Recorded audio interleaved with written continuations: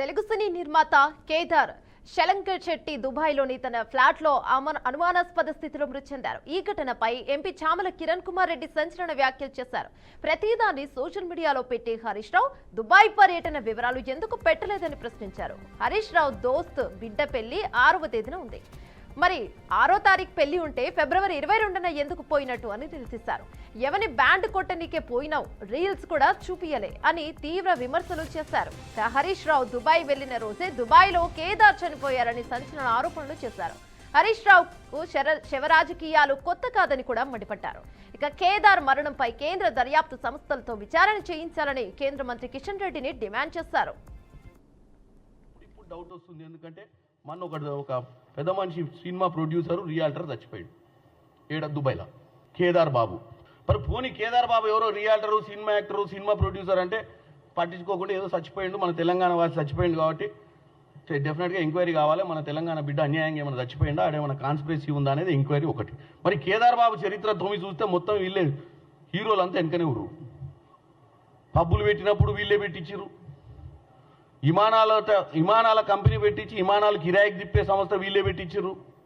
దుబాయ్లో ఇక దుబాయ్ అంటే మీకు చాలా మందికి దుబాయ్ అంటే ఓన్లీ ఆడ బుర్జ్ ఖలీఫా చూడనిక ప్రజలు పోతారన్న ఒక అపోహ ఉంటుంది కామన్ మ్యాన్కి. దుబాయ్ అంటే ఏంటంటే నల్లధనాన్ని తెల్లధనం చేసుకోనికే ఒక ట్యాక్స్ హెవెన్. అది ప్రపంచ దేశాలలో ఎక్కడ కూడా ఈ కరప్టెడ్ పొలిటీషియన్స్ వాళ్ళ డబ్బును దాచుకోనికే వాడుకునే జాగానే దుబాయ్.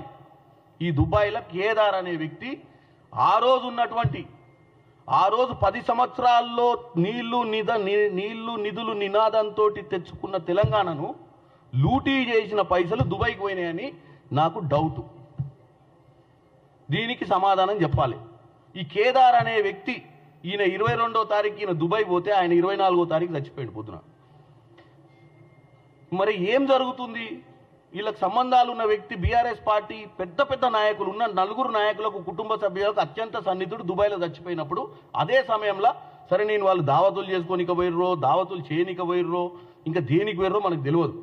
కాకపోతే ఆ రోజు డెఫినెట్గా కొంతమంది ముఖ్య నాయకులు అక్కడ ఉర్రు. మరి వీళ్ళకి అక్కడ పోవాల్సిన అవసరం ఏంది? అదే సమయంలో కేదార్ అనే వ్యక్తి ఓవర్ నైటు ఎలా చచ్చిపోయిండు దానికి ఎంక్వైరీ జరగాలి. ఎందుకంటే కిషన్ రెడ్డి గారు ఈరోజు తెలంగాణలో ఒక బాధ్యత గల సెంట్రల్ క్యాబినెట్ మినిస్టరు. నేను కిషన్ రెడ్డి గారికి ఓపెన్ లెటర్ రాస్తున్నా దీని మీద ఎంక్వైరీ చేయమని. మీకున్న సెంట్రల్ ఏజెన్సీస్ మళ్ళీ ఎవరో వచ్చి చెప్తారు మాకేం సంబంధం, దుబాయ్లో మా ప్రభుత్వం ఉందా అంటారు. ఎవడో అమెరికాలో మా ప్రభుత్వం ఉందా అన్నట్టు. దుబాయ్లో మీ ప్రభుత్వం ఉందా అని కాదు, అమెరికాలో ప్రభాకర్ రావు తెమ్మంటే అమెరికాలో మా ప్రభుత్వం లేదు కదా అన్నాడు ఒక పెద్ద మనిషి. ఎవరు? ఇదే కిషన్ రెడ్డి గారు, బండి సంజయ్ గారు. నేను ఇప్పుడు కిషన్ రెడ్డి గారికి దుబాయ్లో కూడా మీ ప్రభుత్వం లేదని తెలుసు, కానీ తెలంగాణ ప్రజలకు సెంట్రల్ గవర్నమెంట్ తలుచుకుంటేనే ఏజెన్సీలు పనిచేస్తాయి వేరే ప్రభుత్వాలతోటి, వేరే దేశ ప్రభుత్వాలతోటి. తెలంగాణ రాష్ట్ర ప్రభుత్వం దుబాయ్ ఉన్నటువంటి గవర్నెన్స్ తోటి ఆపరేషన్ చేయదు. ఈ వ్యక్తి నార్మల్ వ్యక్తి కాదు. ఈ వ్యక్తి కేదార్ అనే వ్యక్తికి అత్యంత సన్నిహితుడైనటువంటి వ్యక్తి. అంటే ఇప్పుడు డౌట్ వస్తుంది, ఎందుకంటే